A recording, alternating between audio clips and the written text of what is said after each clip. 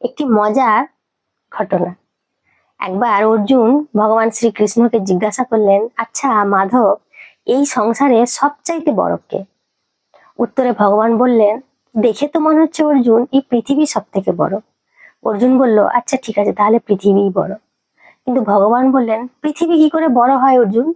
এই পৃথিবীকে চারপাশ থেকে তো সমুদ্র ঘিরে রেখেছে। অর্জুন বলল, তাহলে কি সমুদ্র বড়? ভগবান বললেন, না, সমুদ্র কি করে বড় হয়? সমুদ্রকে তো অগস্ত্য মুনি একবার এক ঢোকে পান করে ফেলেছিল। তাহলে অগস্ত্য মুনি কি বড়? ভগবান বললেন, না, অগস্ত্য মুনি কি করে বড় হয়? অগস্ত্য মুনি তো আকাশের এক কোণায় চিকচিক করে। অর্জুন বলল, তাহলে আকাশ সব থেকে বড়। ভগবান বললেন, আকাশই বা কি করে বড় হয়? যখন আমি বামন অবতার হয়েছিলাম তখন তো আমি এক চুটকিতে আকাশকে মেপে ফেলেছিলাম। তখন অর্জুন হাত জোড়ো করে বলল, তাহলে আপনি বড়। কিন্তু ভগবান তখন বললেন, আমি কি করে বড় হয় অর্জুন? তখন অর্জুন বললেন, কেন? আমি যদি বড় হব তাহলে আমি তো আমার ভক্তের হৃদয়ে বাস করি।